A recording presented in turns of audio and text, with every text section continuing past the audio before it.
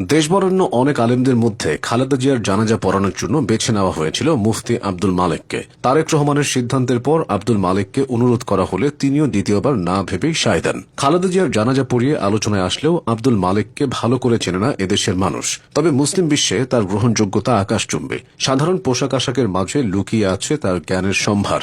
বর্তমানে জাতীয় মসজিদ বাইতুল মোকাররমের খতিব হিসেবে দায়িত্ব পালন করছেন তিনি।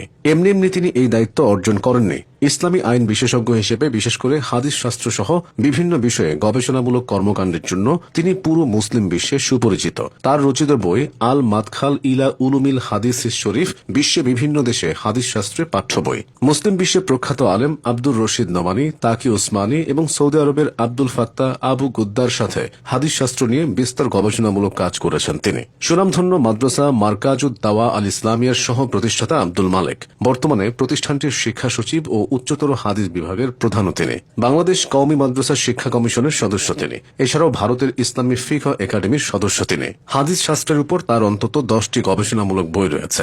এত জ্ঞান গরিমা নিয়েও তিনি যেন মাটির মানুষ। প্রচন্ড বিনয়ী ও শান্ত মেজাজ তাকে আরও গ্রহণযোগ্য করেছে। সাধারণ স্যান্ডেল পরে মাথা নিচু করে হাঁটাই তার সরলতার প্রমাণ দেয়। মুফতি আব্দুল মালেক 1969 সালের 29 আগস্ট কুমিল্লা জেলার লাকসাম উপজেলার সারাসপুরে জন্মগ্রহণ করেন। 5 ভাই বোনের মধ্যে তিনি দ্বিতীয়। তার বাবা শামসুল হক একজন আলেম ছিলেন। পরিবারে কুরআন ও প্রাথমিক শিক্ষা অর্জনের পর তিনি চাঁদপুরের খিরিহারা কওমি মাদ্রাসায় মিশকাত জামাত পর্যন্ত পড়াশোনা করেন। 1988 সালে তিনি পাকিস্তানের জামিয়া উলুমুল ইসলামিয়ায় দাওরায়ে হাদিস সমাপ্ত করেন। এরপর তিনি এই মাদ্রাসার উচ্চতর হাদিস বিভাগে ভর্তি হয়ে 3 বছর আব্দুর রশিদ নোমানীর তত্ত্বাবধানে হাদিস অধ্যয়ন করেন। 1992 সালে তিনি দারুল উলুম করাচিতে ভর্তি হয়ে 2 বছর তাকি উসমানীর তত্ত্বাবধানে উচ্চতর ফিকহ ও ফতোয়া অধ্যয়ন করেন। 1995 সালে তিনি সৌদি আরবে গিয়ে আব্দুল ফাত্তাহ আবু গুদ্দার তত্ত্বাবধানে 1997 সাল পর্যন্ত প্রায় 2.5 বছর হাদিস শাস্ত্র সহ অন্যান্য গবেষণামূলক কাজের গবেষণা সহযোগী হিসেবে কাজ করেন। 1996 সালে তিনি সহ আরও কয়েকজন আলেম ঢাকায় উচ্চতর ইসলামী শিক্ষা ও গবেষণা প্রতিষ্ঠান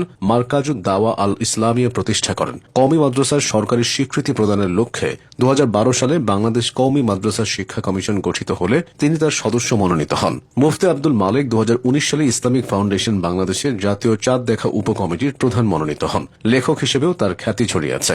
আরবি ও বাংলায় তার রচিত গ্রন্থের মধ্যে উল্লেখযোগ্য হল আল মাদখাল ইলা উলুমিল হাদিস শরীফ, উম্মার ঐক্য পথ ও পন্থা, আল ওয়াজিজ ফি শাইয়্যি মিন মুস্তালাহিল হাদিস শরীফ এবং মুহদারাত ফি উলুমুল হাদিস। মাওলানা আব্দুল মালেক শুধু বাংলাদেশী বরেণ্য নন, তার পরিচয় ও খ্যাতি ছড়িয়ে পড়েছে পুরো মুসলিম বিশ্বেই। ভারত, পাকিস্তান ও আরবের অনেক প্রখ্যাত আলেম তার যোগ্যতার স্বীকৃতি দিয়েছেন, তার প্রশংসা করেছেন। সিরিয়ার প্রখ্যাত মুহাদ্দিস শায়খ আওয়ামা মাওলানা আব্দুল মালেককে মুহাক্কিক আলেম হিসেবে উল্লেখ করেছেন। সিরিয়ার আরেকজন প্রখ্যাত মুহাদ্দিস শায়খ আব্দুল ফাত্তাহ আবু গুদ্দা তার প্রশংসা করেছিলেন। ভারতের প্রখ্যাত আলেম মাওলানা সাইদ আহমদ পালনপুরি তার কিতাব আল মাদখাল সম্পর্কে মূল্যায়ন করতে গিয়ে বলেছিলেন, আল্লাহর বিশেষ তৌফিকপ্রাপ্ত ও ইলম ব্যস্ত এই উস্তাদ ও শায়খের কিতাব আমাকে বিমোহিত ও বিস্মিত করেছে। বাংলাদেশের শীর্ষস্থানীয় আলেমদের মধ্যে জামিয়া হাটহাজারীর প্রয়াত মহাপরিচালক শাহ আহমদ শফি ও জামিয়া মাদানিয়া বারিধারার প্রয়াত মুহতামিম নূর হোসেন কাসিমিও তাকে বাংলাদেশের গৌরব ও সৌভাগ্য হিসেবে উল্লেখ করেছিলেন। আক্ষরিক অর্থেই মুফতি আব্দুল মালেক বাংলাদেশের গর্ব। খালেদা জিয়ার ঐতিহাসিক জানাজা পড়িয়ে তিনি নিজেও গর্ববোধ করেছেন।